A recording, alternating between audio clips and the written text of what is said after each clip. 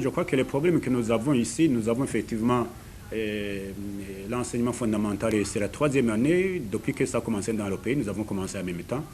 C'est un bon programme du gouvernement à avoir les objectifs poursuivis, mais je dois dire que les problèmes que nous avons, nous les partageons avec la plupart.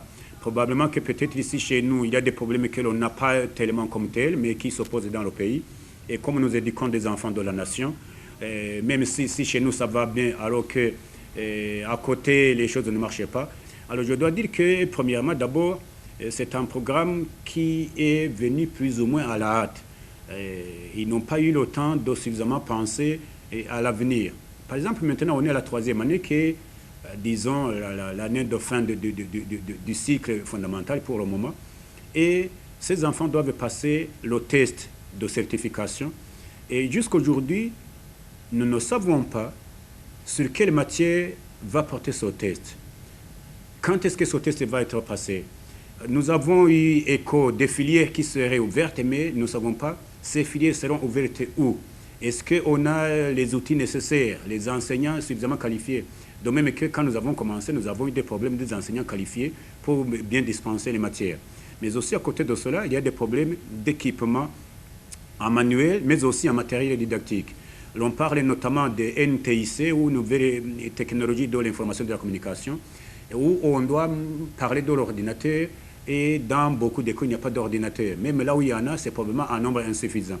Et ici à Bujumbura, peut-être au niveau du courant électrique, il n'y a pas beaucoup de problèmes, mais nous savons aussi que ces derniers temps, il y a beaucoup de coupures quand on parle de délestage. Alors si on programme de donner ce cours et qu'il n'y a pas de courant, on a toujours des problèmes.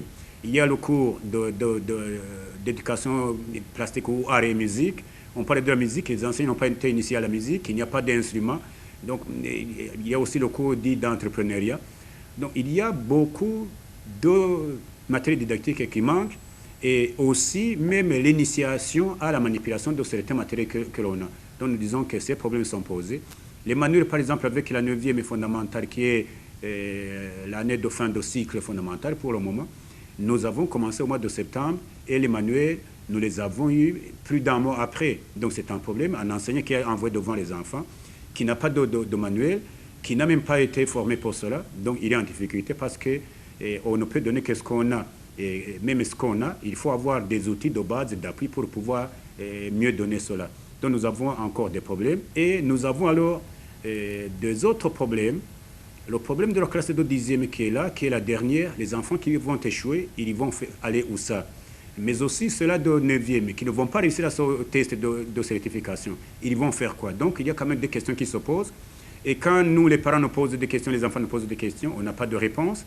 Nous posons des questions à nos supérieurs hiérarchiques et les directions communales et provinciales. Ils n'ont pas de réponse. On dirait que la réponse se trouve probablement au niveau du cabinet du ministre. Alors nous attendons justement que le ministre réagisse par rapport à cela.